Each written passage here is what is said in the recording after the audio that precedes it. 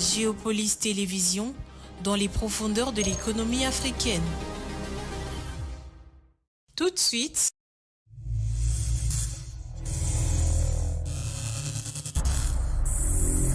le journal.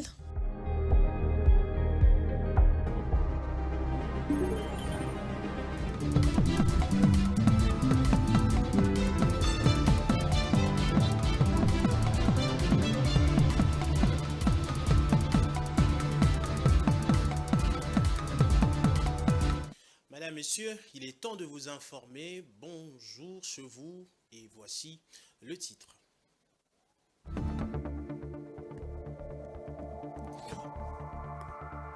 Au premier sommaire de ces jeudis, un lot de plus de 100 000 doses de vaccins de lutte contre l'Mpox est attendu à Kinshasa ce jeudi. L'annonce a été faite par le ministre de la Santé publique, Hygiène et Prévention, Samuel Roger Kamba, au cours d'un briefing presse ce mercredi. Et à l'international, le Nigeria a donc stoppé ses importations de pétrole. La Nigerian National Petroleum Company a annoncé qu'elle s'approvisionne uniquement à la raffinerie d'Angote.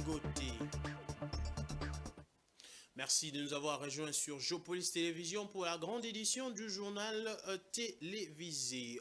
Un lot de plus de 100 000 doses de vaccins de lutte contre le Mpox est attendu à Kinshasa ce jeudi.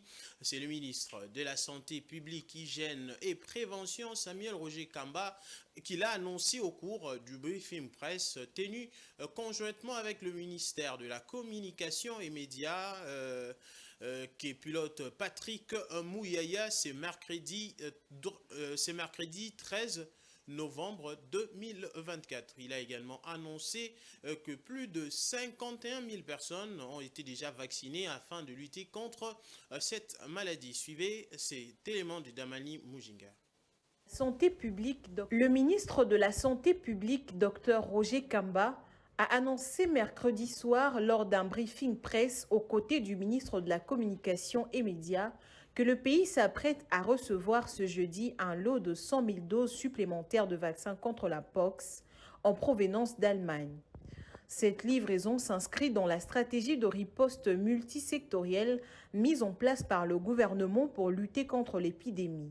Et ce vaccin avait permis à la crise internationale déclarée en 2022 par l'OMS d'être gérée au niveau des États-Unis et de l'Europe. Et donc nous avons aussi réclamé ce vaccin, nous avons commencé à recevoir ce vaccin, nous avons commencé à déployer ce vaccin, ce qui fait qu'aujourd'hui nous avons fini notre première phase qu'on avait prévue et nous commençons la deuxième phase. En sachant qu'une phase, c'est deux injections. Nous avons fini la première injection de la première phase, ce qui fait plus de 51 000 personnes qui sont vaccinées. Donc ça, c'est le chiffre. Et ces personnes-là doivent avoir maintenant la deuxième dose. Et maintenant, on va aussi généraliser avec la deuxième phase. Alors donc, voilà à peu près la situation des vaccins, que nous n'avons pas beaucoup. Nous avons quand même un peu plus de 200 000 doses. Et nous allons recevoir encore demain d'ailleurs un peu plus de 100 000 doses et nous sommes en pourparlers pour en recevoir beaucoup. Pour l'instant, nous avons vacciné seulement les adultes parce que le vaccin avait une autorisation seulement chez les adultes.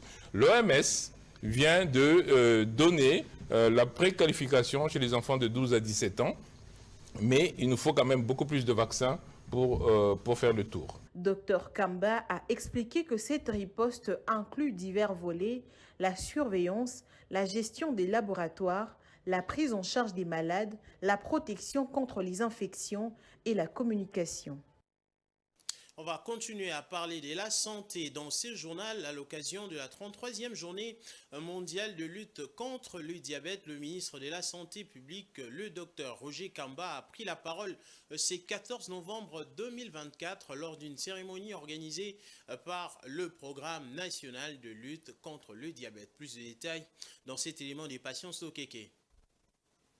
Dans le cadre de la célébration de la 33e journée mondiale de lutte contre le diabète, le ministre de la Santé publique, de l'Hygiène et de la Prévention sociale, Dr Roger Kamba, a pris la parole ce 11 novembre lors d'une cérémonie organisée par le Programme national de lutte contre le diabète et Makutano à Kinshasa. Dans son discours, le ministre a rappelé l'ampleur du diabète à l'échelle mondiale et nationale. Selon la Fédération internationale du diabète, plus de 537 millions de personnes dans le monde vivent avec cette maladie et en République démocratique du Congo, environ 7% de la population en souffre. Le diabète est responsable de plus de 117 000 décès chaque année en RDC, ce qui en fait l'un des principaux défis de santé publique du pays. Le ministre a également souligné les lourdes conséquences économiques du diabète. En outre, Dr Roger Samuel Kamba a annoncé la réception de 300 000 kits de diagnostic et de traitements comprenant des glycomètres et de l'insuline, destinés aux centres de santé à travers le pays. C'est très important donc, de vous remettre qui ont été achetés par le gouvernement de la République pour pouvoir au moins atteindre 300 000 diabétiques sur nos millions de diabétiques pour qu'on puisse avoir la surveillance. Le ministre a également rappelé l'importance de l'engagement collectif pour lutter contre cette maladie. Il a appelé tous les Congolais à adopter des modes de vie plus sains, à promouvoir une alimentation équilibrée, à pratiquer une activité physique régulière et à sensibiliser leurs proches au risque du diabète. Il a également souligné le rôle clé de partenaires techniques et financiers ainsi que de professionnels de santé dans la lutte contre le diabète. Recommandés et ses rendez-vous médicaux. Privilégier d'abord les exercices physiques, donc ça, le régime hygiéno-diététique, c'est-à-dire l'hygiène et la diète, c'est-à-dire sa façon de manger. Ce qui est recommandé, c'est de manger moins gras, moins sucré, moins salé, pour s'épargner de maladies métaboliques. Les nombres croissants de personnes souffrant du diabète doivent constituer une alerte notamment pour les programmes d'éducation et de sensibilisation afin d'outiller les familles à mieux s'en prémunir. Selon le médecin, cela commence au niveau familial. Voilà, vous avez suivi cet élément qui parle bien évidemment de la célébration de la journée mondiale de diabète autour du thème avec un accès approprié aux soins du diabète et un soutien au bien-être du patient. Toutes les personnes atteintes de diabète ont la possibilité de bénéficier d'une meilleure qualité de vie. On va prendre un autre sujet d'actualité. La première ministre Judith Suminwa Tuluka a représenté les chefs de l'État Félix-Antoine Tshisekedi Tshilombo à la réunion présidentielle organisée par la Banque africaine de développement ce mercredi 13 novembre 2024 au cours de la 29e conférence annuelle des Nations Unies sur le changement climatique COP29 à Bakou, capitale de l'Azerbaïdjan. La dite réunion s'est penchée sur le financement de la lutte contre le changement climatique et la comptabilisation du capital naturel par les pays africains sous la présidence de Denis Sassou Nguesso et William Ruto. Damani Mojinga. C'est au cours d'une réunion présidentielle sur le financement de la lutte contre les changements climatiques et la comptabilisation du capital naturel par les pays africains, organisée par la BAD, lors de la COP29 que la chef du gouvernement Judith Suminwa, qui représente le président de la République Félix Tshisekedi, a revendiqué la valorisation adéquate du capital naturel de la RDC qui rend d'importants services environnementaux et écosystémiques. J'ai bien noté qu'une valorisation adéquate du stock de capital naturel de nos États pourrait entraîner des énormes retombées économiques et financières de nos nations et nos populations. À titre d'exemple, une estimation générale des services de séquestration du carbone du bassin du Congo indique qu'il pourrait potentiellement générer une valeur d'environ 55 milliards de dollars par an pour notre région d'Afrique centrale. Le patrimoine naturel de mon pays, la République démocratique du Congo, rend d'importants services environnementaux et écosystémiques à toutes les échelles. Au niveau international, ce patrimoine contribue à stabiliser le climat, Au niveau régional, ce patrimoine contribue à réguler les ressources en eau, en microclimat. Au niveau national, ce patrimoine sert de source principale aux besoins alimentaires et sanitaires. La Première ministre a par ailleurs estimé la valeur du patrimoine naturel de la RDC à environ 316,1 milliards de dollars. Selon les estimations effectuées en 2018, la valeur de ce patrimoine serait estimée à environ 316,1 milliards de dollars américains. Malheureusement, sa contribution à la formation du produit intérieur brut reste encore extrêmement faible. Ainsi, œuvrer à la juste valorisation de ce patrimoine est, me semble-t-il, très important pour soutenir l'accélération urgente du développement de notre pays. L'amélioration du bien-être des Congolais qui en résultera est un impératif pour mon gouvernement. Judith Souminois a appelé les présidents africains à un engagement commun afin de permettre des avancées concrètes et rapides pour l'Afrique en général et pour la RDC en particulier. Il faudrait savoir que selon les estimations préliminaires de la BAD, l'ajustement pour la séquestration du carbone aurait pu à lui seul booster le PIB nominal de l'Afrique de 66,1 milliards de dollars en 2022, soit une augmentation de 2,2%. Et puis, les débats sur les infrastructures en République démocratique du Congo a été particulièrement animé ce mercredi 13 et jeudi 14 novembre lors de la séance des questions orales avec débat à l'Assemblée nationale. 3 députés nationaux ont soulevé des préoccupations majeures liées à l'état des infrastructures routières du pays. En réponse, Alexis Guissaro, ministre d'État, ministre chargé des infrastructures, travaux publics et au transport, a appelé à la collaboration des élus du peuple, particulièrement dans le cadre de la gestion, dans le cadre de la session, allais-je dire, budgétaire en cours pour améliorer la situation. Suivez. Alexis Guissaro-Mouvouni est revenu notamment sur le déficit infrastructurel que rencontre la RDC avec seulement 5% du linéaire d'intérêt général revêtu, un contraste pourtant au regard du ratio de 25% dans d'autres pays de l'Afrique subsaharienne, situation marquée par les sous-investissements. D'où l'objectif du plan quinquennal du ministère des ITP qui vise à réaliser la connectivité intérieure et extérieure du pays dans les 5 années qui viennent avec 12 000 km de routes revêtues. Après débat de plusieurs heures, les députés nationaux ont soumis leurs préoccupations supplémentaires axées notamment sur les routes nationales, les voiries urbaines, le programme sino-congolais et bien d'autres sujets. En réponse à ces différentes questions soulevées par l'auguste Assemblée, le ministre d'État des ITP a rencontré tant soit peu leurs attentes. Les auteurs de ces questions orales ont entre autres recommandé à l'Assemblée nationale de mettre en place un mécanisme de suivi trimestriel de l'exécution du budget. Alexis Guissaro-Mouvouni a, dans sa conclusion sans complaisance, sollicité l'affectation des crédits budgétaires qui permettront de faire face à ces déficits criants de connectivité routière que les pays rencontrent. Le vrai problème que nous rencontrons, c'est le problème de financement.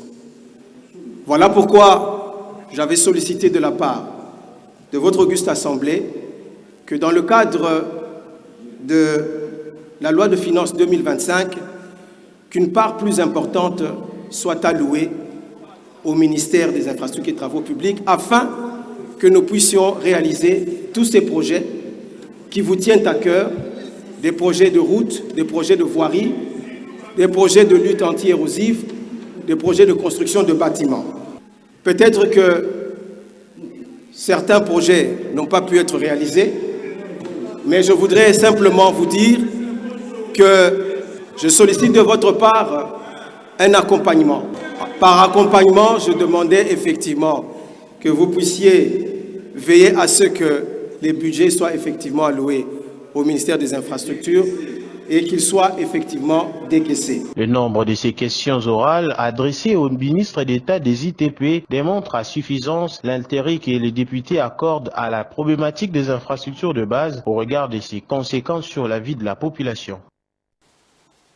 Restons à la chambre basse du Parlement où l'environnement minier est en péril au Sud Kivu. Aucune règle n'est respectée. C'est ce qu'a déclaré le ministre de Mines Kizito Pakapomba à l'Assemblée nationale lorsqu'il répondait à la question orale avec débat du député Lutala Mutiki Trésor sur la gouvernance minière dans le Sud Kivu, spécialement dans le territoire de Mwenga, Fizi et Chabunda. Suivez. C'est un diagnostic général que le ministre de Mines a fait sur la gouvernance minière dans le Sud Kivu, principalement dans les territoires de Mwenga, Fizi et Chabunda. Kizito Pakabomba a fait savoir qu'il sévit un désordre généralisé dans les 3 territoires où l'or, le coltan et l'étain sont produits aussi bien par les industriels que de coopératives artisanales. Les 53 entreprises et coopératives se partagent quasiment les mêmes périmètres miniers, ce qui entraîne des conflits d'intérêts entre ces 2 modes d'exploitation. Le ministre affirme qu'une mission de son portefeuille a mené une inspection pour prendre le pouls d'un secteur en proie à la cupidité des rapaces de tout genre. Selon le ministre Pakabomba, les résultats de l'enquête menée est sans appel. L'exploitation minière dans ces territoires représente des défis considérables, notamment en matière de régulation, de sécurité et de respect des normes environnementales et sociales. La quasi-totalité des entreprises dans ces territoires ne respectent pas les règles de l'exploitation minière. Certaines sociétés sont porteurs de titres frappés de déchéance. Toutes les sociétés chinoises à Mwenga travaillent dans l'illégalité. Leurs produits ne sont pas tracés. Un désordre généralisé entretenu parfois par les pays frontaliers de la RDC.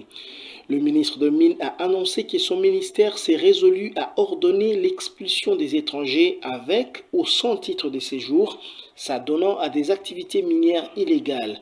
D'autre part, le contrôle et la surveillance ont été renforcés. Une révision des zones d'exploitation artisanale est en cours actuellement afin d'éviter le conflit et le désordre dans l'exploitation minière au Sud Kivu. Autre chose, à présent, l'UNICEF vient d'allouer à la République démocratique du Congo une enveloppe d'1,5 milliard de dollars américains pour son nouveau programme quinquennat de l'UNICEF RDC, un nouveau cycle de coopération mis en place de manière consultative avec une expansion territoriale et des changements drastiques visant le renforcement de la protection de l'enfant en RDC. La question a été passée en revue au cours de l'audience accordée par la vice-ministre aux Affaires étrangères, coopération internationale et francophonie, Gracia Yamba Kezadi, ce jeudi 14 novembre 2024 aux représentants pays de cet organe des Nations Unies. Suivez. C'est quelque chose qui a été développé de manière consultative avec le ministère. Et ça vient avec un engagement d'environ 1,5 milliard pour les 5 ans à venir. Donc, c'était l'opportunité d'expliquer quelques changements dans les priorités, comme de nouveaux axes, en renforçant la protection de l'enfance en vue du départ de MONUSCO qui est prévu, mais aussi d'aborder d'autres problématiques. On voit de plus en plus important comme le changement climatique et la protection de l'environnement. Le deuxième point, c'était de présenter mes respects. Je suis en train de quitter la RDC, donc c'est ma fin de mission.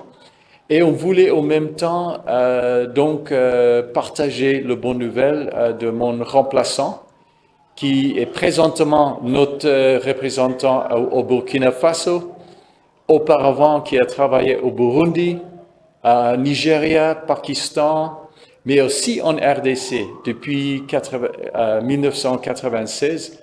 Donc c'est quelqu'un de très expérimenté et on voudrait demander l'expédition de son accréditation afin qu'il puisse arriver le plus vite possible. Alors, donc, peut-être pour expliquer dans la coopération qu'on fait en RDC, il y a deux, on va dire, gros volets. Il y a la partie développement, et c'est là où ce nouveau cycle, on va s'installer dans d'autres provinces on voit particulièrement vulnérables parce que tous les indicateurs pour les enfants sont très bas. Et ça, c'est comme à Kasai. Donc, on s'installe à Chikapa, à Sankuru, on va s'installer à Loja et Maniema, un nouveau bureau de terrain à Kindu. De notre côté, au niveau national, c'est le renforcement des systèmes. On va beaucoup accentuer la politique sociale, de travailler avec l'Assemblée nationale, le ministère du Budget, des Finances, pour vraiment regarder comment renforcer le programme en faveur de l'enfant. À production de données statistiques, le directeur général de l'Agence pour la promotion de classe moyenne, Pascal Cello, a lancé ce jeudi 14 novembre la session de renforcement de capacité des agents et cadres de cette structure, une session qui porte sur les statistiques et d'analyse de données avec les logiciels SPSS et Stata. Jojo Moulamba et Erika Bea étaient sur place. C'est au Salon Bleu de l'Hôtel du Gouvernement que cette session de renforcement de capacité a été lancée.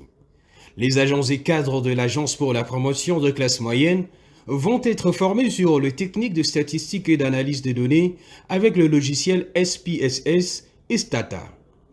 La formation a été lancée par le directeur général de cet établissement public et qui est un observatoire du gouvernement par excellence pour l'identification et la promotion de classe moyenne congolaise. Donc notre travail aujourd'hui, c'est de former cette armée de gens qui vont faire le travail statistique nécessaire de la collecte jusqu'à l'interprétation des données, de façon à ce que le pays ou le chef de l'État puisse pouvoir avoir les renseignements sur l'évolution de l'entrepreneuriat au Congo.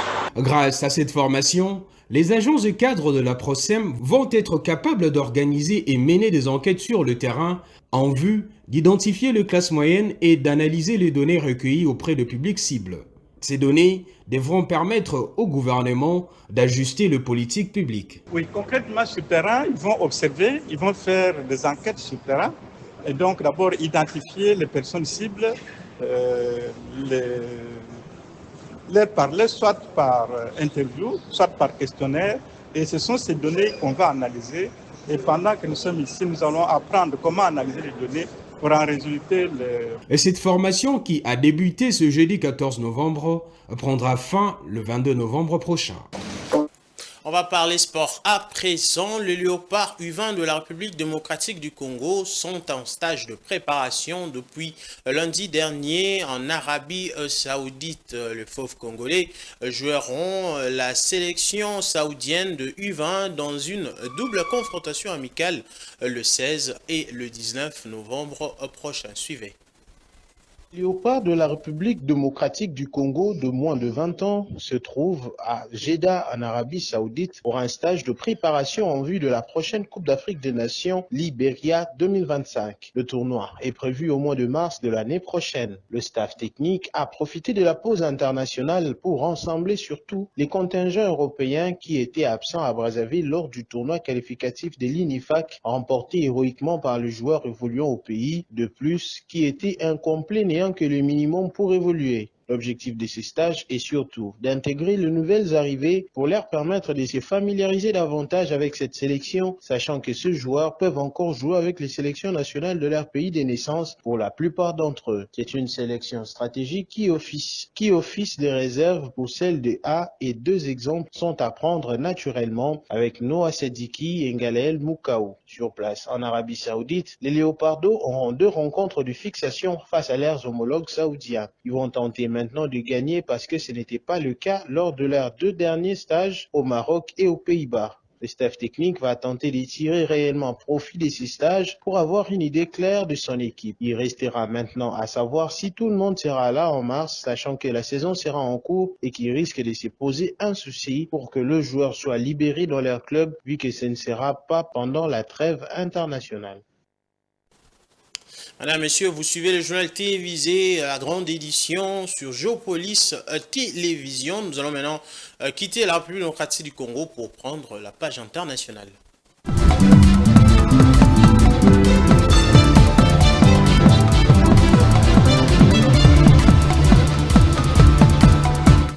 Le Nigeria a stoppé ses importations de pétrole. La Nigerian National Petroleum Company a annoncé qu'elle s'approvisionne uniquement à la raffinerie Dangote. Depuis plus de 10 ans, le pays a dépassé en moyenne 2 millions de naira par mois en carburant importé. Suivez.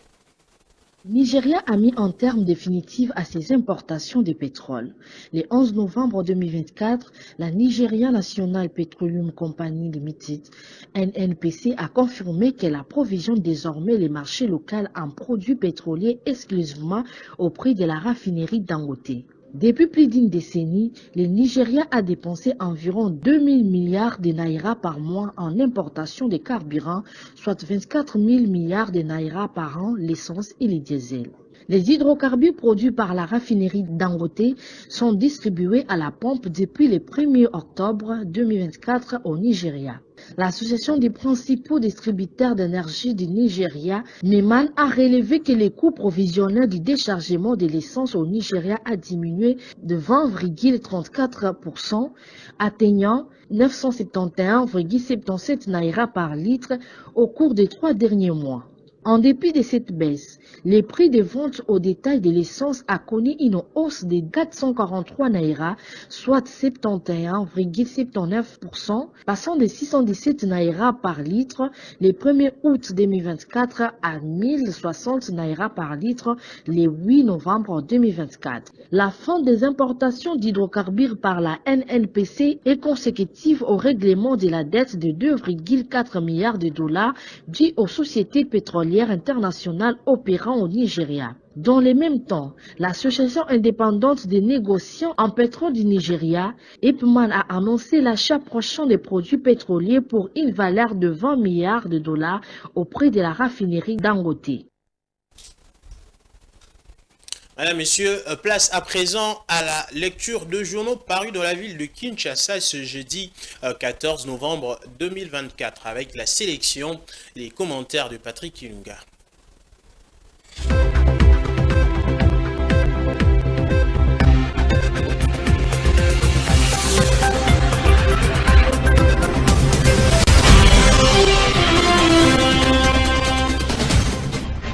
Bonsoir, ouvrons cette revue avec la prospérité. Le quotidien met un titre, Doudou Fwamba obtient le gros lot du FMI. Ce mercredi 13 novembre 2024 marque un tournant historique pour la République démocratique du Congo. Le gouvernement de Judith Suminwa Tuluka vient de marquer un coup extraordinaire avec un accord de service qui vient d'être trouvé entre la RDC et le FMI pour 2 programmes exceptionnels, à savoir le programme triennal formel d'une valeur de 1,75 milliard de dollars ainsi que le programme climatique de 1,1 milliard de dollars, soit un total de 2,8 milliards de dollars que la RDC recevra les 3 prochaines années.